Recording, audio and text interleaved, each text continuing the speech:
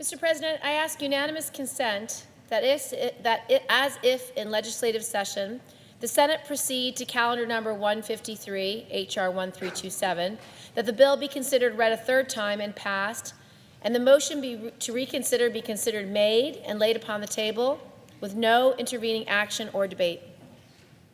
Objection. Mr. President, Senator from Kentucky. reserving the right to object,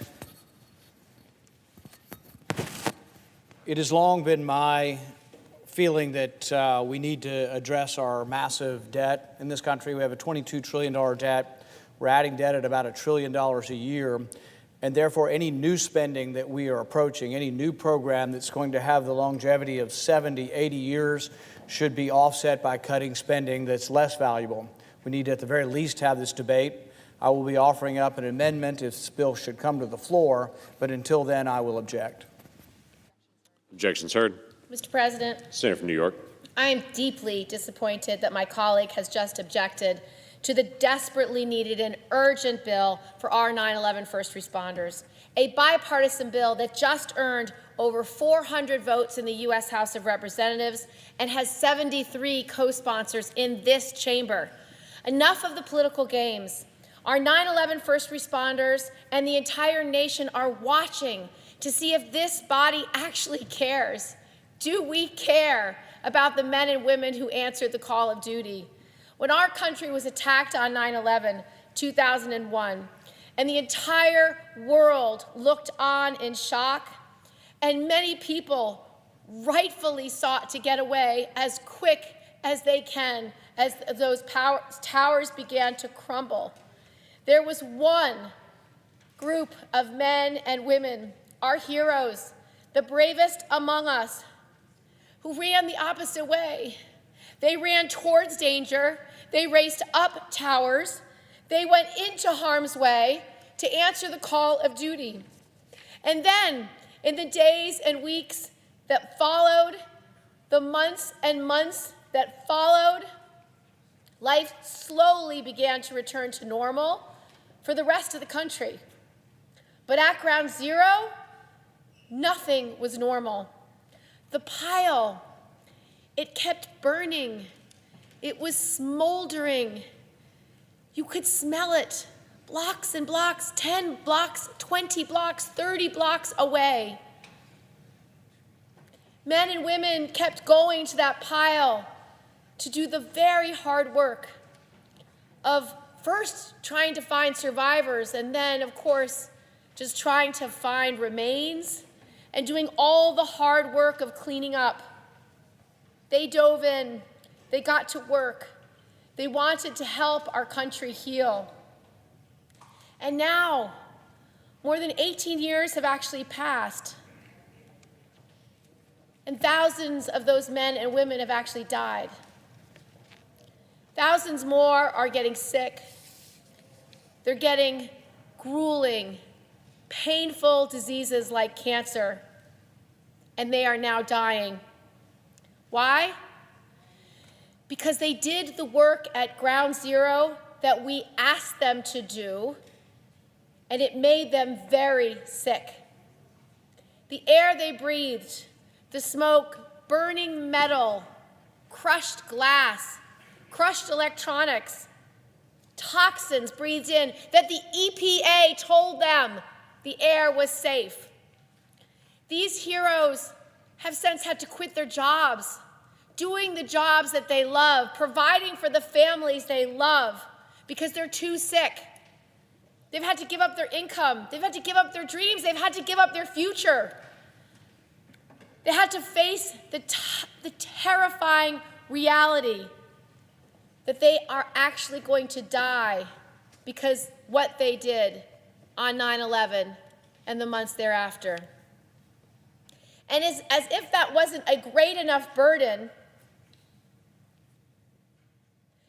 they had to use their most precious commodity, time.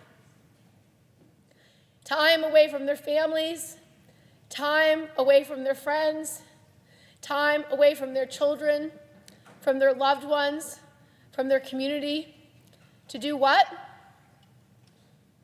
To come here, to come here to walk the halls of Congress, to go to office after office, to ask that this body and this government stand by them in their greatest time of need, to ask for the basic compensation that they have earned and deserve, to ask for the health care that could actually keep them alive maybe another year longer and not have to go through bankruptcy,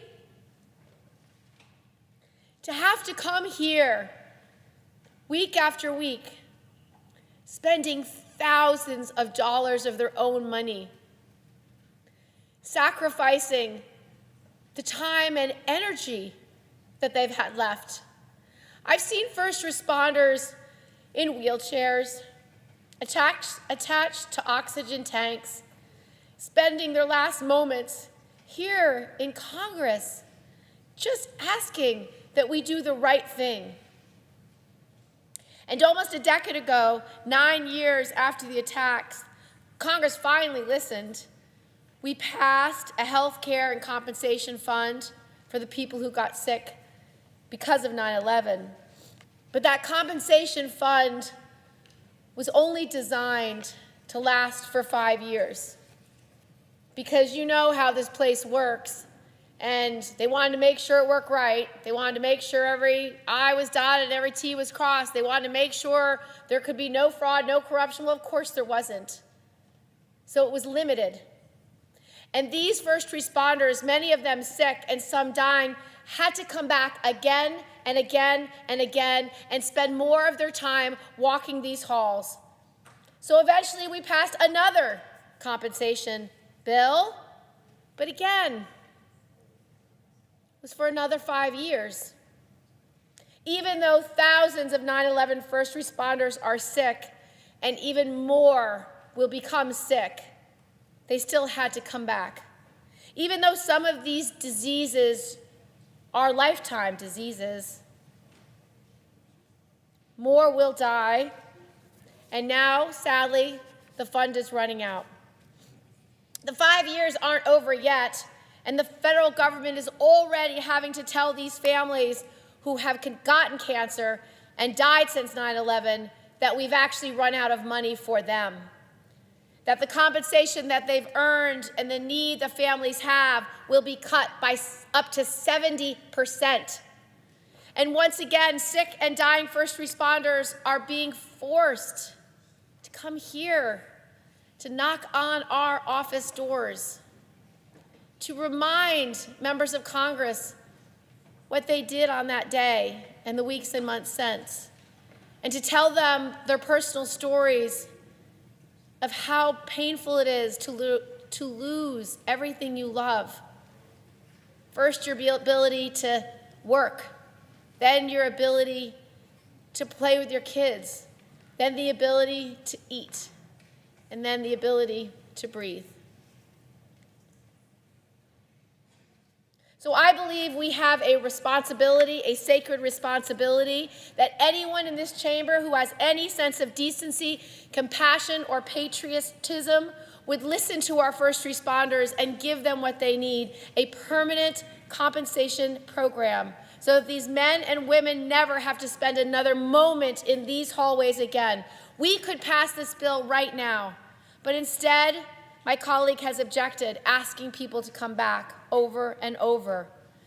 Everyone loves to point fingers in this place. Where there's nowhere else to point that finger today than this chamber. The House has already passed the bill overwhelmingly, 402 to 12. It's about as bipartisan as it gets. And shame on those 12 members who voted no. The same bipartisan bill, the one I just called on my colleagues to pass, already has 73 co-sponsors. 73. When was the last time that happened? And I want to say how grateful I am to my Republican colleague from Colorado, Senator Gardner, for leading this bipartisan bill with me. Mr. President, in these divided times, what other bill can you imagine would have so much support by both parties? Enough is enough. We should pass this bill today. We should have passed this bill today. And I hope we can pass this bill with no further delay. I yield the floor.